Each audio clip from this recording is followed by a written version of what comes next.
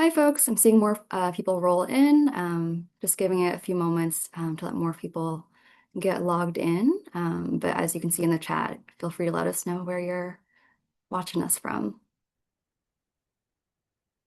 New Zealand, oh my goodness. I love it. New Zealand, we got Texas, we got Wisconsin, other folks in Arizona, Milwaukee. Okay, that sounds cold. Um,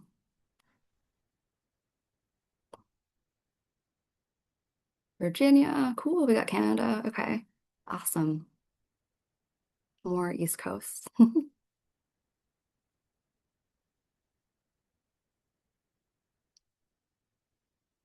Awesome. Okay. While hopefully more folks roll in, I'm just going to quickly share some of the artwork from issue 77. Super excited. You can kind of see it. For those of the contributors and subscribers I see in the audience, hopefully you'll be getting your physical issue soon. The HFR office just got ours last week, so hopefully they'll be headed your way soon. Just give me 1 second to get situated here.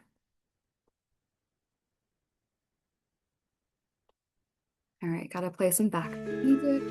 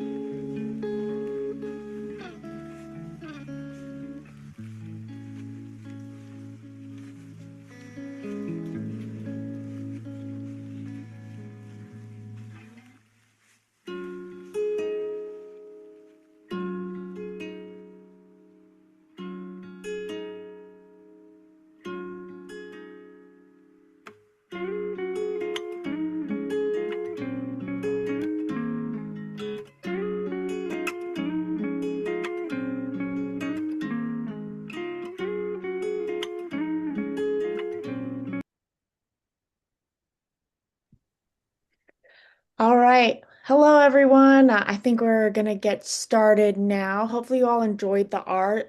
There's that and more in the issue. The first two are actually our like cover and back piece of the issue. So look forward to that if you haven't received the issue yet. Very beautiful. I'm Brenny. I'm the current managing editor of HFR. And I want to thank you all for joining us. It's awesome that we're all here to celebrate the release of issue 77 and all of our wonderful contributors. I'm incredibly proud of and thankful for all of the work that our genre editors, associate editors, and interns have done to make this issue and event possible, who have dedicated so much of their time and care to this journal and its contributors. It's my pleasure to announce that tonight we're joined by four of the issue's contributors. Faith Palermo, Sionnain Buckley, Molly Biskupic, and Arah Ko, who will be reading their amazing work for you tonight. Before we really officially get started, we want to acknowledge the 22 Native nations that have inhabited this land for centuries. Arizona State University's 4 campuses are located in the Salt River Valley on ancestral territories of indigenous peoples, including the Acamel O'odham, Pima, and Peepash Maricopa Indian communities, whose care and keeping of these lands allow us to be here today. We know that a land acknowledgement without action is not sufficient and are making efforts towards equitable practices, starting with our free submissions for underrepresented writers.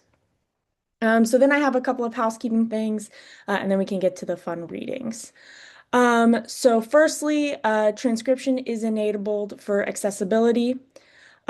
Please use the chat as a space to celebrate what you hear. Feel free to share moving lines or reflect on the conversation. Throughout the event, our editor-in-chief, Susan, and our art and web editor, Lon, will be keeping an eye on the chat. And finally, before our first reader, I'd like to remind people that we'll be opening for our annual fiction and poetry contest on February 1st. If you want to find out when we'll have a short free submission period, please subscribe to our newsletter by February 3rd. And then our next reading period will take place mid-June for issue 78. Okay, now without further ado, I'd like to welcome our nonfiction editor, Hannah, who will be introducing our first reader of the night. Hi, everyone. Thank you so much for being here today. I'm really excited for you all to hear Faith's work. Faith Palermo is a writer from Eastern Massachusetts. Her work has appeared or is forthcoming in The Rumpus, The Offing, Puerto de Sol, Write or Die, and others. You can find her on Instagram or Twitter at faith_Palermo or at her website, faithpalermo.com. Faith's piece had the entire nonfiction team captivated by her beautiful prose. This piece contains elements of science, myth, history, and more, and Faith weaves them together beautifully to create a piece that is thought-provoking, ambitious, and intelligent. And this work also explores how language shapes identity. We were especially charmed by the presence of the blobfish and how it connected to the rest of the narrative. I'm really excited for everyone to hear your beautiful piece, Faith. Take it away. Hello, thank you guys so much. Super excited to be here and to have this piece in the latest issue. I also just got mine in the mail, which was very good timing. So I'll start out. This is a braided lyric essay. So I'm gonna read it in a way that isn't exactly the way that it appears in the thing, just for the braids to still braid in a way that works in a reading. So I'll just start. Perception. Whale oil is extracted on water, a handful of heartbeats balancing above the legions below. The dead whale is strapped to the ship's side as deft hands strip the outer layer of fat in thick ribbons to be thinned and chunked and thrown into cauldrons, shifting uncertainly above the tide. With fire, blubber becomes oil, viscous and slippery, precariously contained in barrels that roll across the cargo hold with shifting waves. The bones will remain, teeth and joints carefully stacked below deck. Newly rendered oil will burn in lamps, will light maps and diaries and dinners at sea. Sailors and bunks will absorb the scent, leaching out, coloring the walls and the floors and the ceiling is in the air. Homeward bound, the boat will be held like a premonition, could be smelled before it crossed the horizon.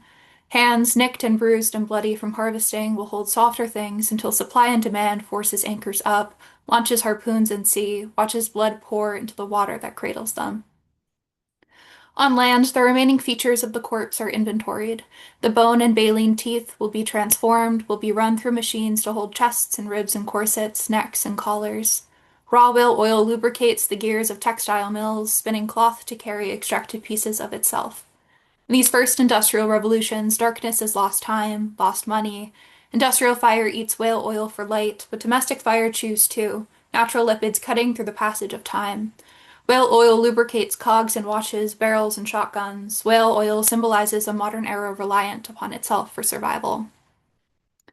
The sea overflows with product, and it all must be contained, commodified. Fishing boats big enough for a handful of men and piles of fish embark in the early hours when it's still dark.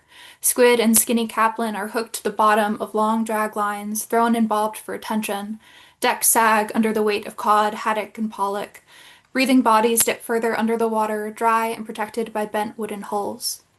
Just before sunset, boats return to littered coasts, feet on sand, processing crews decapitate and gut, tossing livers into big wooden casks. Spines are ripped out and crushed before fish returns to salt, rock pressed to preserve flesh. On the outskirts of urban cities throbbing with life, the barrels are left to sit for 2 days in hot sun. Oil rises to the surface as the tissue rots, is scooped out and separated for sale. Cod liver oil becomes known as brown oil, a shorthand devised by color. The sale of oil takes fish further from the ocean. Brown oil is bought by tanners and curriers to dye leather, by factories to create foul-smelling candles and soap, by mechanics to lubricate gears and engines. Whales will slowly recede. The boats will be designed for distance, to cut through ice, to slice liquids turn solid. Sperm whales lack baleen but keep spermaceti loose in their skulls, liquid lubricating motor functions of speech, of sight. Echolocation is lobotomized, extracted. Liquid pours solid, tangible in Arctic air. Spermaceti burns brighter, cleaner. Spermaceti has no fishy scent. Spermaceti smells human. The difference here is rooted in the illusion of control. Fish oil can be manipulated, watered down to increase profits, but boiled whale oil is too refined, doesn't mix with anything but itself. In a way, isn't it the manipulation that makes things interesting? In 2010, Nev Schulman is living in New York City, sustaining himself on pictures and stories. And images of a ballerina balancing herself on the shoulder of her partner, hands lifted, brows wrinkled, is featured in the New York Sun. 3 months later, a hand-painted rendition of the photograph appears on his doorstep. The background is changed, ballet dancers extracted from their cityscape and relocated to the place where foliage touches horizon, backlit sun streaming through green leaves. An accompanying letter is signed as Abby, an 8-year-old artist from Michigan. The packages continue to arrive. Neve and Abby begin to email each other as peers, artists collaborating towards the creation of beauty. On Facebook, Neve finds Abby's family. 21 characters smile out from profile pictures. A network is created with Neve in the center. Neve quickly finds himself attracted to Abby's sister, Megan. They begin texting, begin talking on the phone. Megan's voice is feminine, slow, and breathy. Neve and his brother fly out to Michigan, two novice documentary filmmakers chasing truth. Hands knock against hardwood. Abby's mother opens the door in a different body. Neve checks in with Abby, who does not produce art, who does not know where her sister lives. Megan texts Neve, "My horse is going into labor. I can't leave her." Abby's mother's hands are hidden. Hours later, when it's confirmed that Megan's not real, Neve isn't surprised. Abby's mother asks Neve to pose with a smile that shows his teeth, her favorite part of him. Her brown sketching pencil is balanced between her art and mothering two disabled children. Neve tries to talk with a frozen smile, but his lips keep changing shapes. She sighs. A lot of the personalities that came out were just fragments of myself, fragments that I used to be, wanted to be, could never be. Neve spoke with Abby's mother in the shape of her daughter for 9 months. Outside, Abby's father balances himself on a white plastic lawn chair. Taking a deep breath, he explains that when Alaskan cod was caught and sold to China, the live fish would arrive scarred, taste stripped from flesh, firm bodies turned to mush. So, to keep the product agile, a handful of catfish would be dropped into casks, the increased stress keeping cod fresh.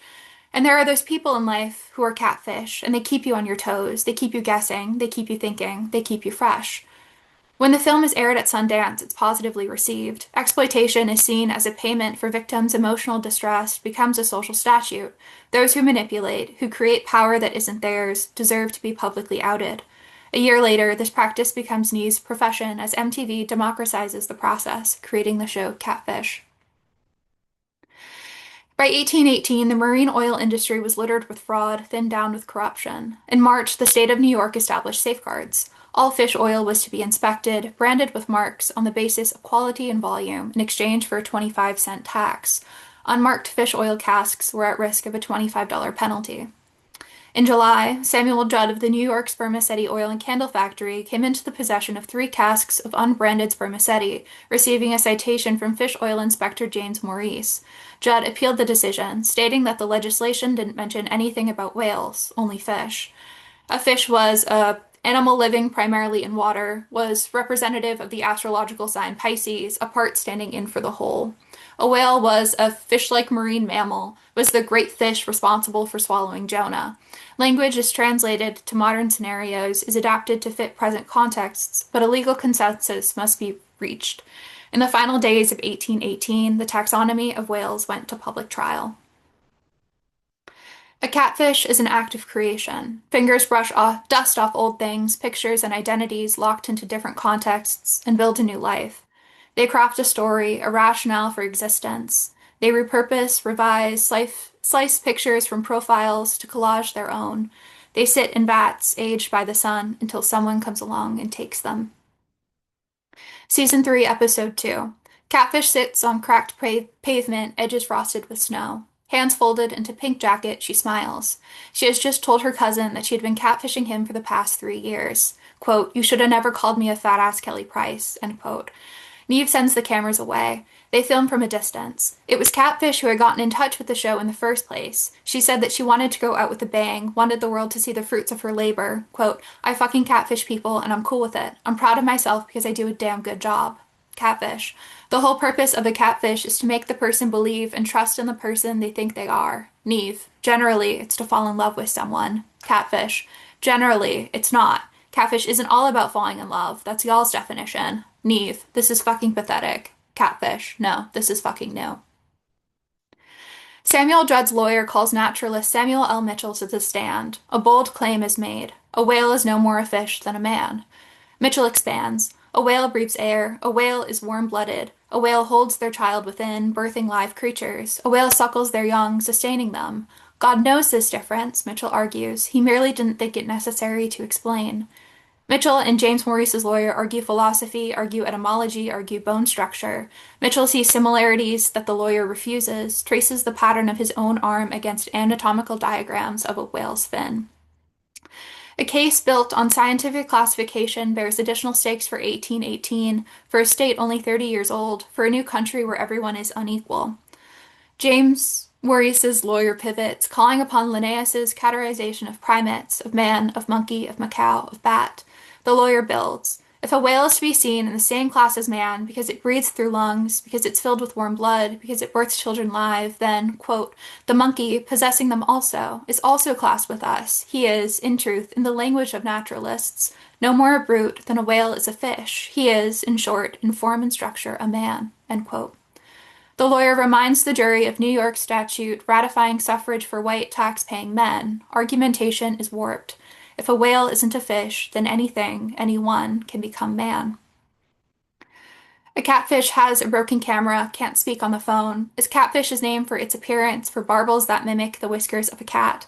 A catfish lives close but never meets. A catfish doesn't tag their friends on social media posts. A catfish can range in size and behavior, can be found globally.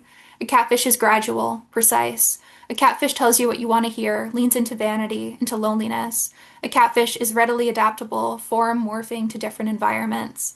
A catfish quickly evolves, forces technology to keep up. A catfish is a thing that fills in the gaps. Season 4, Episode 18. Part of the allure is in the reaction. Catfish stands with her feet together on the grass. She scratches her head. She created a false scenario, paid someone to pretend to catfish her, to ensure that her coming out was televised. Quote, "When you're in a culture that hates what you have to become, it's not that easy. So, yeah, the world should give a fuck," end quote. Previous actions are considered, analyzed.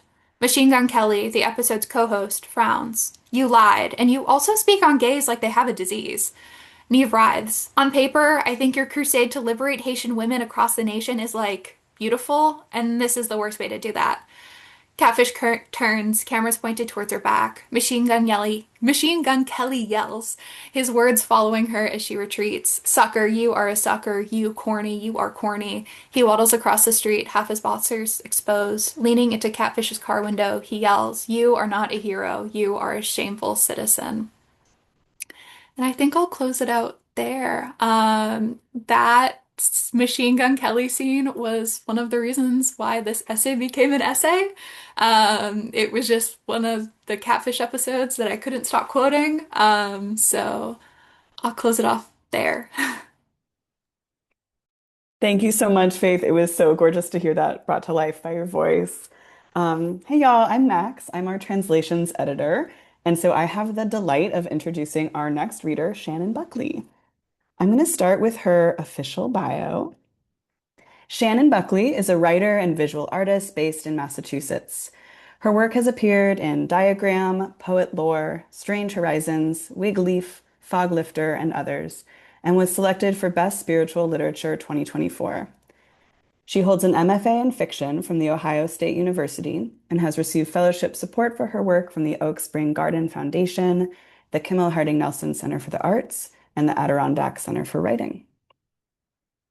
As one of the readers for our translation team put it after encountering Sionnain's translations, her work makes it feel like you are reading Rilke for the first time.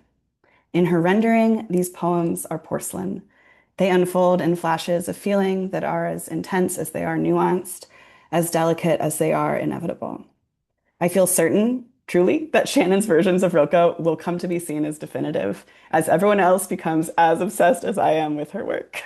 Please lend these translations your tenderest and most attentive ears.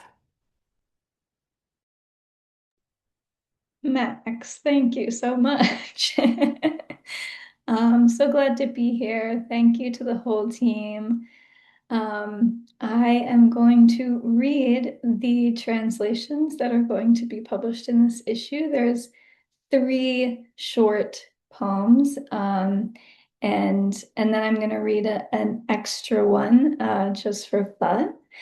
But I'm going to start with Rilke's words in German so that you can get a little taste of the original language, and then I'll read a little bit about my process, my translator's note that will be in the issue. So here is the first short poem. Der Dichter. Du entfernst dich von mir, du Stund. Wunden schlägt mir dein Flügelschlag. Allein, was soll ich mit meinem Monde, mit meiner Nacht, mit meinem Tag? Ich habe keine Geliebte, kein Haus, keine Stelle, auf der ich lebe. Alle Dinge, an die ich mich gebe, werden reich und geben mich aus. So that poem is in English called The Poet. Here is the poet. You peel yourself away from me, you fleeting hour. The beating of your retreating wings bruises me. Alone, what do I do with my open mouth? With the dark of my night, the glare of day? I have no lover with me, no house to hold me, no place on earth to rest or revive myself. All the things I give myself up to grow lush and fat from the meat of me and leave only the leavings. So that's the first poem. And now I will read my translator's note, which appears in the issue as well. This kind of gives a little bit of background for these three particular translations. These three brief poems appear in the 1907 collection New Gedichte and were written between 1905 and 1906 when Rilke was in residence at Meudon, working as the so-called secretary for French sculptor Auguste Rodin. Like so many of Rilke's briefer poems, they function as intense and momentary flashes of emotion, enigmatic, sculptural even, in their brevity. These are glimpses into a mind, the poet's, the lover's, transfixed by the bodily experience of isolation, yearning, mortality, oblivion. My own foremost responsibility in translating Rilke is to the feeling. The feeling demands the image, and the image creates the music. Rilke often worked within his own idiosyncratic but tightly constructed rhyme schemes, which can be quite difficult to move into another language without losing the sense and ease of the line. While I maintained an end rhyme in certain places, I tended more towards internal rhyme and alliteration, which are more natural-sounding poetic tools to the contemporary English language reader. The paired poems that I'll read next are Arina to Sappho and Sappho to Arina. They're a particularly striking example of Rilke's fascination with antiquity. The poems work as a call and response between the ancient Greek poets Arina and Sappho, who may or may not have been contemporaries. The form of the poems themselves, mysterious in line and leap, witness only to the center of things, are a nod to the fragmentary archive of nearly all of Sappho and Arina's own poetry.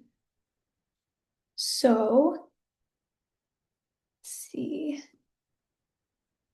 I'll start. Arina to Sappho. Oh, you wild, far-off wielder. Like a spear among softer things, I'm slotted here as if I fit. The sound of you flings me loose. Where I'll land, I have no clue. No one can bring me back. My sisters worry over me while they weave. Our house is filled with their familiar footfalls. But still, I'm alone, remote, given over to the feeling, and I shudder like a plea. For the radiant goddess smolders in the midst of her myths and lives my life for me. Sappho to Arina. Atop you, I will bring you to balance. I will wield you, weave you with this distaff. Like some kind of death, I'll soak through you till you're dripping. And like the grave, I'll take you over the cliff towards everything, everything. So those are the three poems that are going to be in the issue. I wanted to read one more poem that's from the same collection. So it was written around the same time, but it's a little bit of a longer poem. So this one is also a little bit more narrative. So hopefully it will keep your attention. It is a familiar story, but one of my favorite interpretations of the story of Orpheus and Eurydice. So this poem is called Orpheus, Eurydice, Hermes.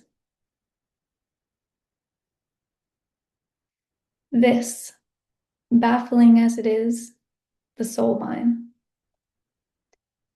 See them wind wordlessly across the dark of it, arteries of silver ore gleaming, and blood pooling at the root, coursing uphill towards the living, though it looks as hard as granite in the darkness.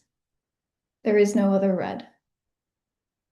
In the bedrock, the implausible forests, bridges crossing nothing towards nothing, and the wide, blank, colorless lake, its surface as far from its black floor as the skies are from the earth. Out among the unchangeable pastures, a single trail, pale streak across the rest. By this route, the only one, they are coming.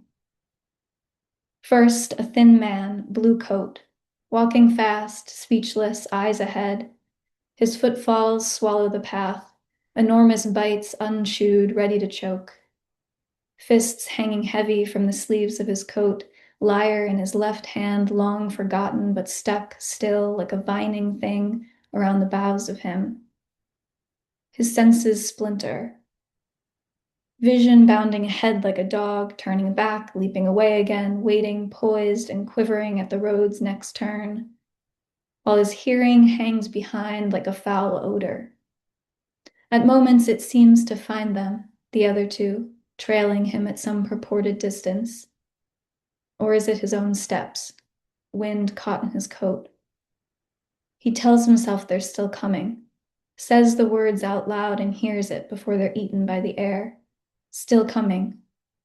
Only they're quiet, cruelly, each step much too soft. If he could just turn, just once, if turning wouldn't dissolve the whole of it, surely he would see them both, their closed mouths close behind him. The god of safe passage, long message. Traveling cap shading those bright eyes, long staff striking the earth like a third step, and the wings at the points of his ankles beating. And there, in the grip of his left hand, her.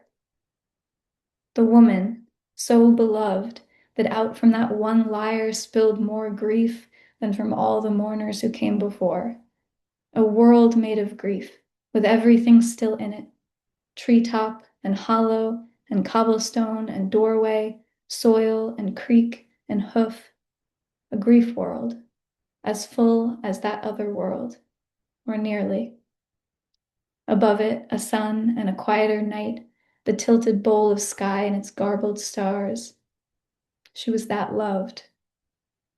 But now she walks hand in hand with the careful God, limbs still bound, steps slowed by the wrapping cloth, shaky, faint, anticipating nothing.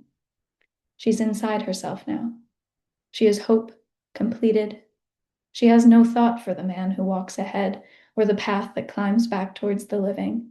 She's inside, so suffused with being dead that she's dripping.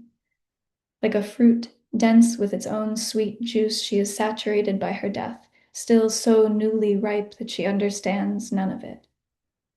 Rolled forward into fresh girlhood, unreachable. Her sex is closed shut like a tulip at sundown.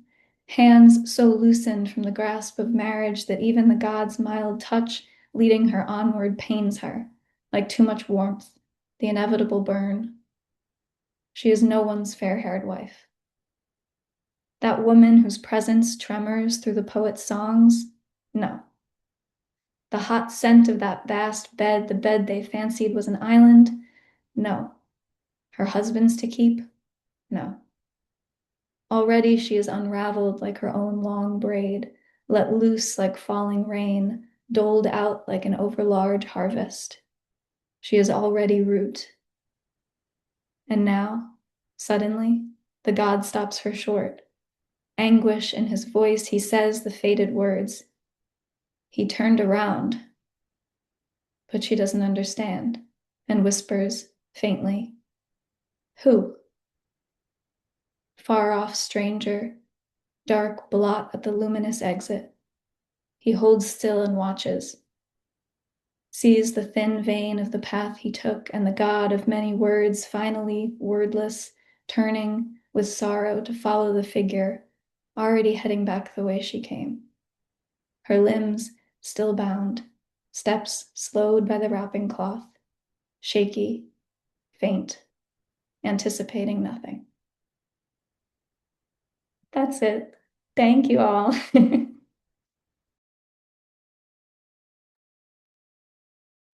Thank you so much, Shannon. That was so gorgeous.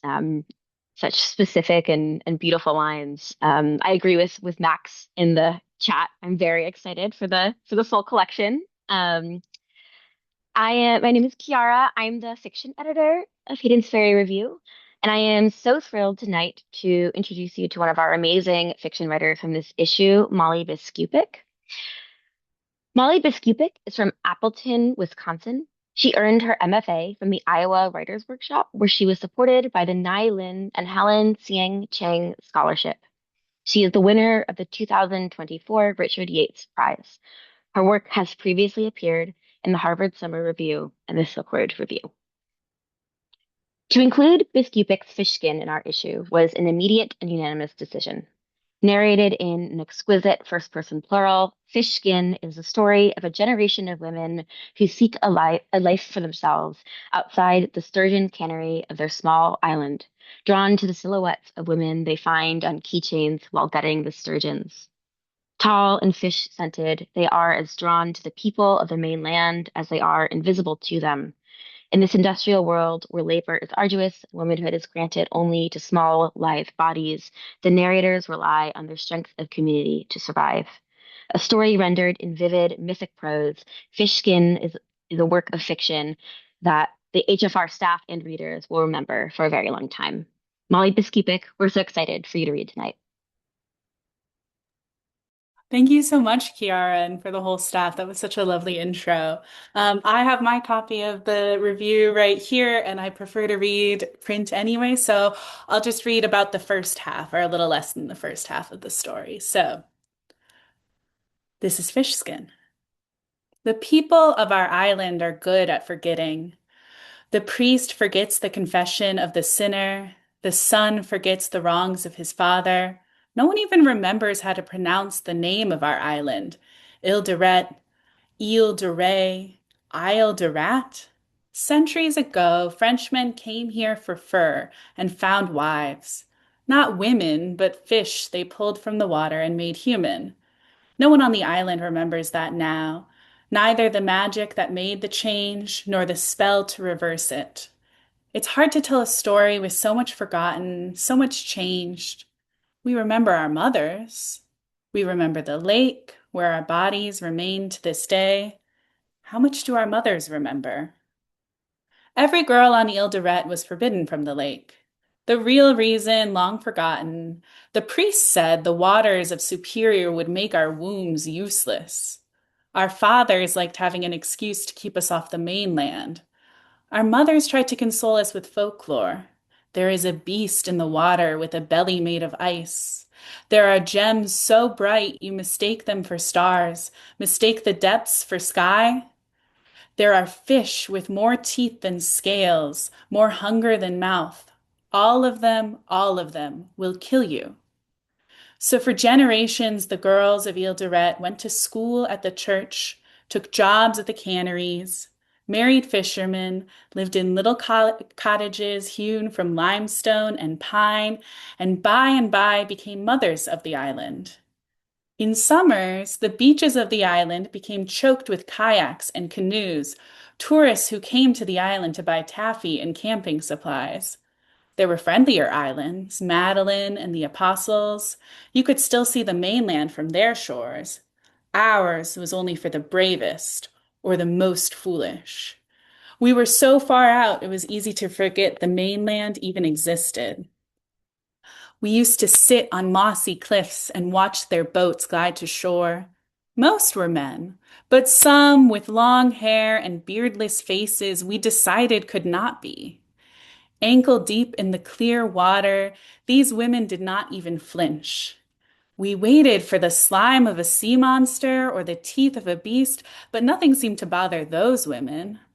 After filling their sacks with beef jerky, saltfish, and taffy, they pushed off for the next island like it was nothing.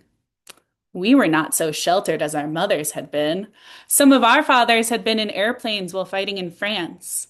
Our brothers took ferries to Bayfield for school. Sometimes they even went to Chicago. We wanted to ask about these women. Who would tell us the truth? At home, our fathers said that mainlanders were only good for their money. We shouldn't try to learn anything from them. In the classroom, the priest told us that women who strayed from God's protection would be punished. Before bed, our mothers ran their fingers through our hair and told us we were special. Those women wished they could live on an island as beautiful as ours, away from the noise of the world. That summer, they all decided we'd had enough of school and idle hours watching the water. This sent us to the cannery, where we learned to take apart whole bodies of sturgeon so they fit into small tin cans that were sold at grocery stores. They came to us on hooks, bigger than a woman. Sometimes their blood was still warm. The first thing you take from a sturgeon is its fins. After the fins, you take the skin. Our mothers could make sturgeon skin taste like bacon. Then you slice along either side of the belly until you hit ribs. Don't stop there. A good girl can fillet a sturgeon in 10 minutes. For the first year, the work made us too tired to wonder about anything outside the island. It takes a body a long time to be strong enough to take apart another body. We each grew a ridge of calloused skin along our palms where the knife sat. Once Ruth, the smallest of us, lost a chunk of her hair to the canning machine. The line was moving so quickly the can was already in the steamer before we heard her scream. The rest of the day we spent cracking open cans till we found the one with a knot of pine red hair. That night we all struggled to sleep. Our mothers rubbed yarrow salve in the spot on our scalps where Ruth had lost her hair. Each of us had a wound there. They sang us songs with no words. Do you know what it's like to feel another girl's pain in your own body? It was another dense July, thick air, mounds of tourists on the beach, when we started to find keychains in the sturgeons' bellies. Liza, with her stone gray eyes, found the first. while pulling out fish guts, something solid and angular pressed into her fingers. She used her knife to cut it out. Inside, we found a piece of metal painted bright as a Christmas ornament. Rinsed of blood and bile, we saw that the metal was etched with the silhouette of a body and the name Bean Snappers. We guessed that the body was a woman, but none of us had ever seen a body like that, thin as a cat, nipples pointed nearly to the sky. It confounded us. Our stomachs were round and our breasts pointed to the ground.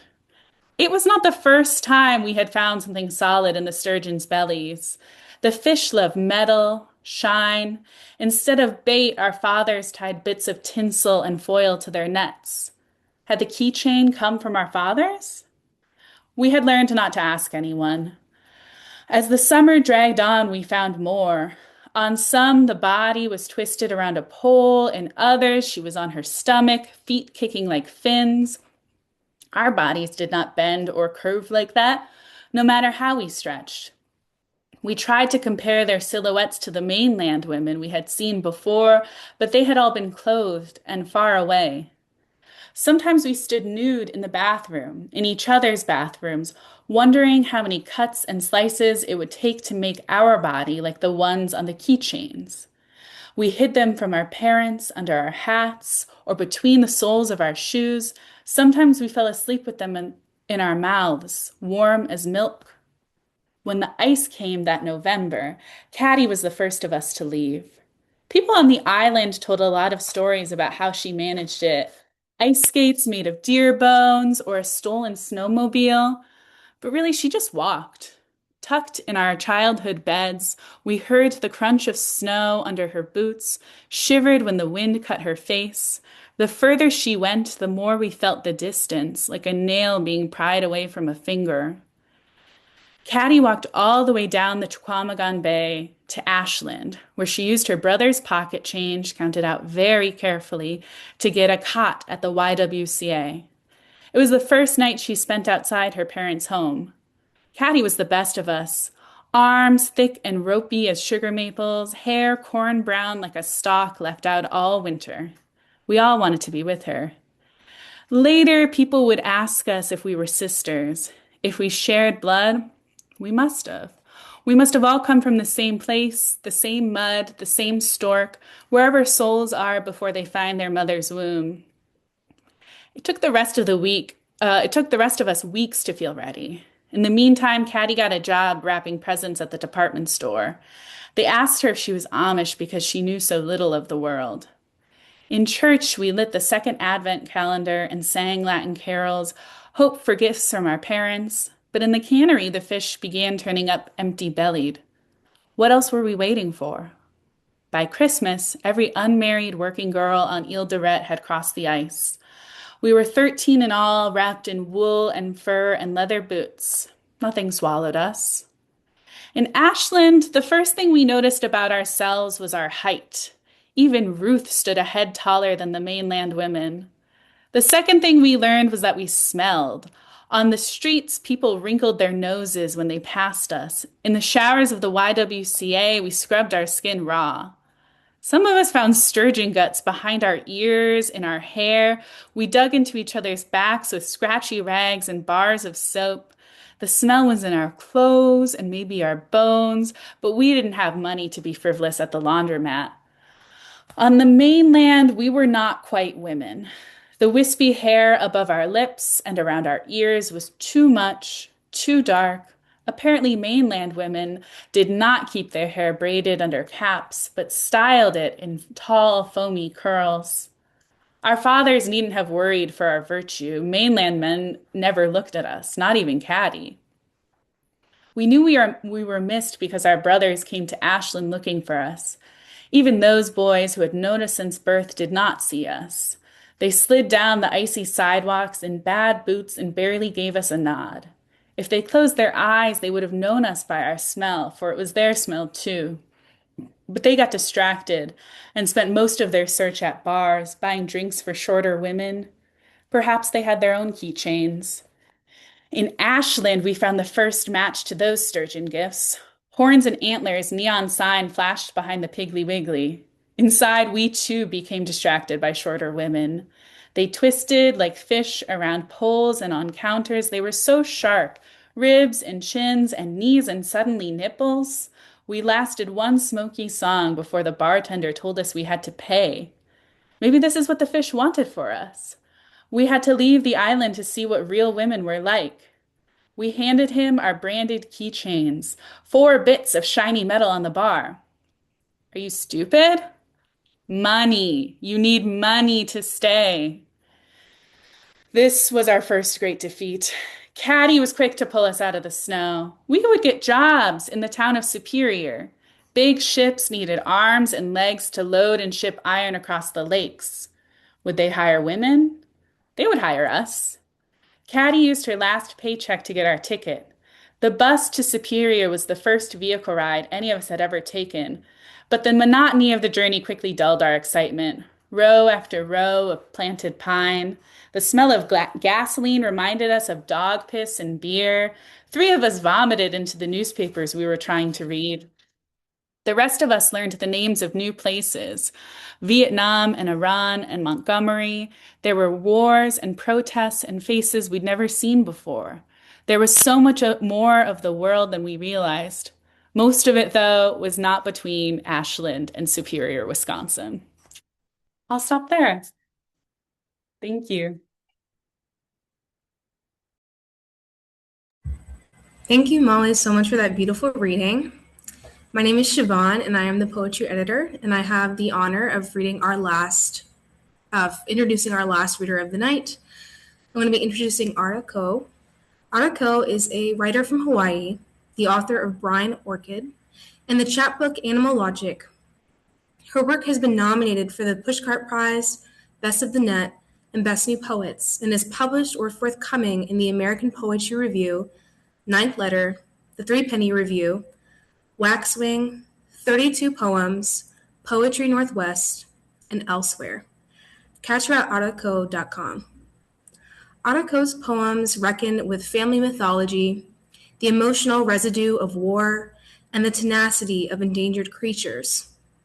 Her poems are tender tributes to scavenging raccoons, costume jewelry, childhood matchboxes, and a lineage ruptured by migration.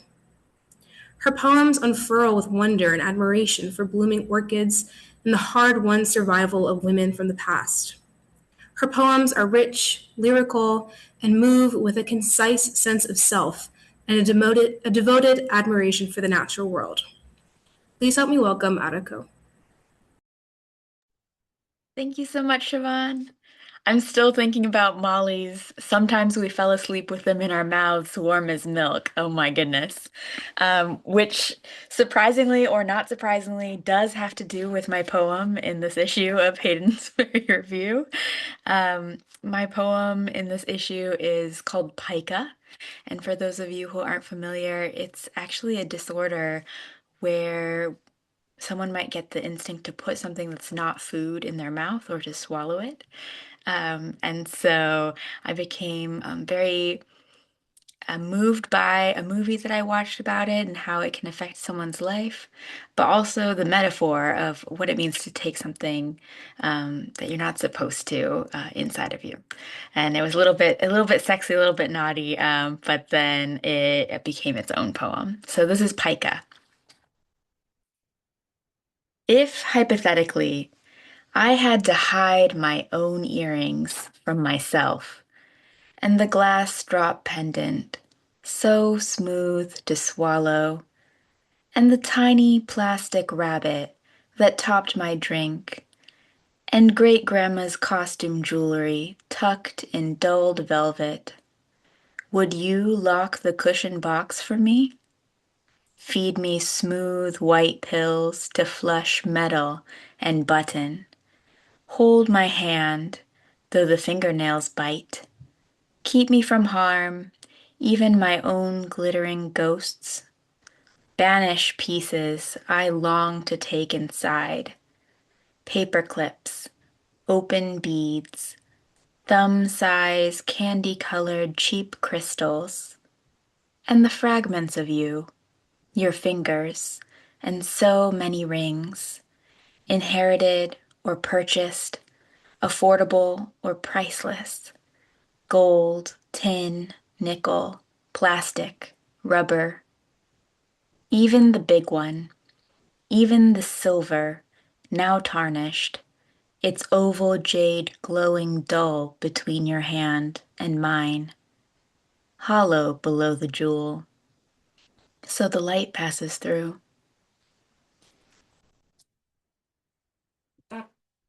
All right, I'm going to read a couple other poems. Um, this one is called Cult of, and it's a little bit of a deconstructed guzzle where you're repeating the same phrase again and again, maybe out of love or mourning. So this is called Cult of. Cult of feathers, birds plucked to extinction, stuffed with buckshot, offerings for countless adorned hats. Cult of personality, dripping in gold, larger than life, pulled against gravity, luminous as a dream. Cult of Dionysus and red wine and fast fashion. Obsession could almost look like love in some lights. Its excessive or misplaced veneration. Cult of vengeance, as in dig two graves, as in I'm owed an eye, as in my name is prepare to die. Cult of clubbing in stilettos with class in the morning, and where's my phone? An Asian flush to wazoo, girls vomiting soju. Cult of metallic thigh highs, baby deer like down Hongdae alleys. Overindulgence of anything, even adoration, tastes like danger. Glut and idolatry, cult of smoke and mirrors. As in, I look like my father, his fears and wandering eyes, his chewed cigars. Cult of the constant hunger of shadows. As in how I, who hates to owe anyone for anything, begged so many strangers for approval, love, one lit cigarette.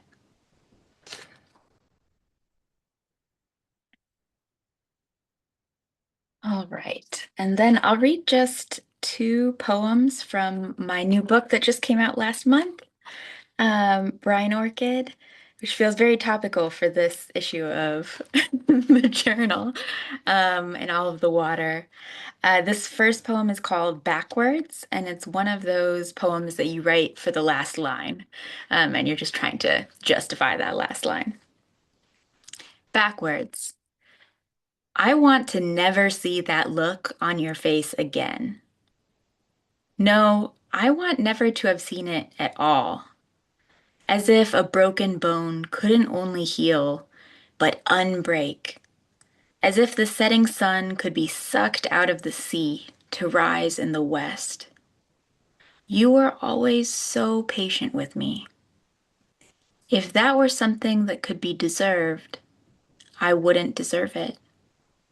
I bite my tongue until a callus forms, thick and lumpy like rhino hide, but the words have long escaped.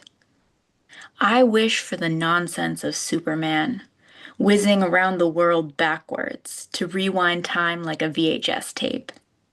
In real life, Lois Lane wouldn't make it. You said you regretted nothing, but were sorry for making me cry. That look on your face flickered like a screen, your eyes liquid. Understanding had sunk into you, a stone dropped into a deep lake where the light doesn't touch. I've only regretted two things, really, my whole life. But God, do I regret them.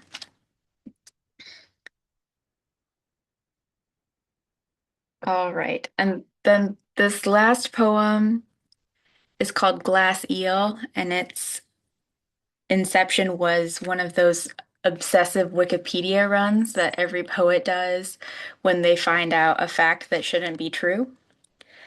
And you can see if you can spot the fact I was obsessed with. This is called Glass Eel.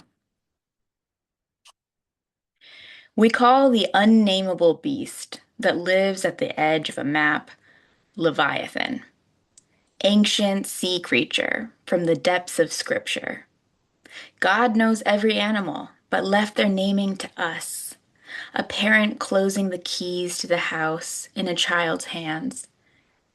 Freshwater eels sometimes spawn in captivity, but no one has found a wild egg. Instead, young glass larvae are scooped from the Pacific and raised for consumption. It should be impossible to eat a question, a species with no known origin, and a sex life so mysterious it slips into myth. I have held a myth inside my mouth, unagi bowl slick with tare that soaked through the rice. In the East, we say 7 deities live inside a single grain. I remember the first time Eucharist bread melted on my tongue. Do you see what I'm saying? We have eaten God, you and I. We are each complicit in the communion of living. Thank you.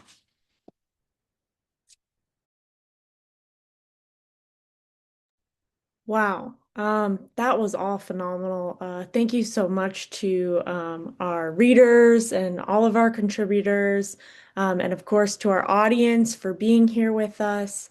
There will be a recording of this event up on the HFR site soon.